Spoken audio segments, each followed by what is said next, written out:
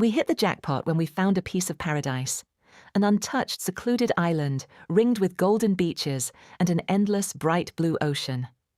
It was a place that looked stolen from a postcard, a hidden gem our guide promised was known to only a few. My parents were ecstatic, the kind of ecstatic that blinds you to anything else. This was supposed to be the vacation that brought us closer together, a retreat from everything. Dad said it was safe here. The first evening after setting up our tents and unpacking, I realized we were the only ones here, just us, stranded on a tiny slip of land in the middle of an endless ocean. Dad built a fire and we all gathered around. The stars were brighter than I'd ever seen, scattered like broken glass across the sky. The sand was blindingly white and the water shimmered like 1,000 turquoise gemstones. It felt like a dream, a place where I could finally feel free. As the waves lapped against the shore, I heard something else. A faint hissing sound drifting through the humid night. It was subtle, like wind slipping through the grass. I looked over my shoulder, but the jungle was just a mass of shadows, thick and endless. "It's just the breeze," Dad said, seeing how uneasy I felt. But he kept glancing at the tree line, his face tense. He heard it too. Mom wrapped her arms around herself, as if the tropical air had suddenly turned cold. We sat around the campfire while Dad told ghost stories. Then we headed for bed. The next morning, that feeling of unease stayed with me. I walked the beach while my little brother Alex poked around the tide pools. The sand was covered in odd tracks, thin winding lines that looped and tangled in patterns that didn't seem random. They reminded me of trails left by fingers dragged through sand. There were also those strange hollows, shallow depressions scattered here and there, like something had coiled up in the night, resting just beyond our tents. Something caught my eye, a movement. Then I saw the first snake, a long dark shape draped lazily across a driftwood log. Its olive-green ribbon of scales glistened like polished stones, and its eyes fixed on me with an intensity that made my skin prickle. Its forked tongue flicked in and out, tasting the air as if it recognized something in me. I froze, barely breathing, as it raised its head and regarded me with an eerie calm. I tried to tell Mom, but she waved it off. "It's just a snake, sweetheart," she said, though her voice was shaky.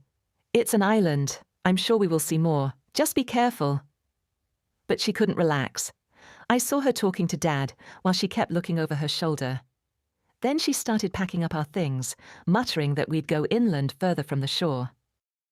We moved deeper into the island, setting up a new camp near a stream where lush trees grew in dense clusters, their branches woven together like green cages. As the wind blew, the air smelt of earth and decay.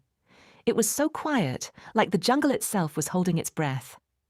But even as we tried to settle in, I could feel something was close, lurking just beyond the line of trees. As night fell, the hissing returned, louder this time, echoing from all around us.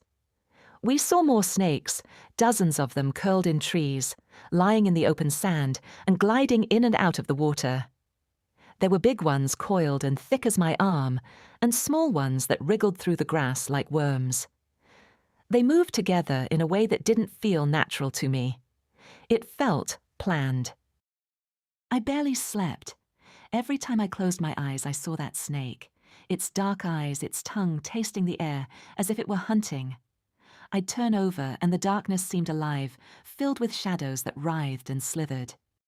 The following morning, I woke to find Mom's sleeping bag empty. At first, I thought she'd gone to gather wood or get water, but when Dad called her name, there was no answer.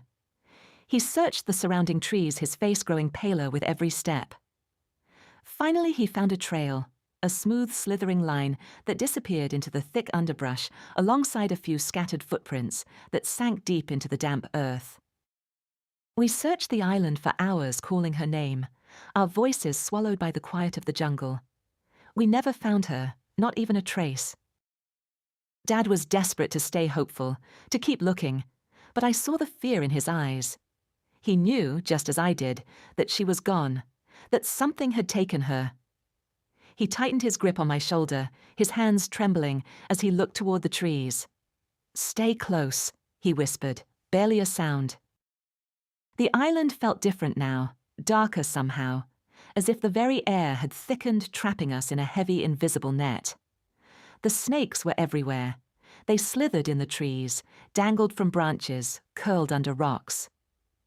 They watched us, their eyes glittering with that strange, intelligent calm, like they understood something we didn't.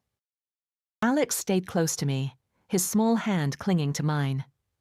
He tried to be brave, but he was just a kid, and I could feel him shaking as he glanced over his shoulder searching for Mom. Dad barely slept, staying up to keep watch, though there was no keeping track of all those eyes hidden in the trees. On the third night, the hissing grew louder, more insistent, filling the air like a chorus of voices. It was then that the snakes seemed to emerge from everywhere, filling the space around us. They slipped out of the shadows, gathering like soldiers awaiting a silent command. Dad swung a branch to keep them at bay, but it was no use. They moved closer, surrounding us. And then, in a moment I'll never forget, they lunged. Alex screamed as they coiled around his legs, dragging him to the ground. He thrashed, trying to pull free, his small hands reaching out to me. I screamed, clawing at the snakes, but there were too many, they were too strong, their coils tightening like ropes, pulling him from my grasp. I couldn't save him. By morning, it was just me. Dad had vanished in the night, and the only trace of him was a faint trail through the sand, a path that twisted and coiled before disappearing into the jungle. I was alone now, with nothing but the constant rhythmic hissing that had become part of the island itself. Days passed in a blur, every hour marked by the slow, steady advance of the snakes. They didn't strike, didn't chase, just watched, their eyes dark and endless. They seemed to wait, as if they knew I had nowhere to run, nowhere to hide. Now I sit on the edge of the water, staring out at the horizon, praying for a boat, for a sign of life, for anything that could take me from this cursed place. But the island feels alive, pulsing with a dark energy, its shadows filled with slithering bodies, a prison without walls. The snakes close in each night, their bodies weaving closer, their hissing like a whisper in my ear. I wonder if this island has always been like this, if others have come here and never left, their voices lost to the chorus. The darkness presses in, and I can almost feel their scales on my skin, cool and unyielding, waiting for me to take one final fateful step. Dad said it was safe here. He lied.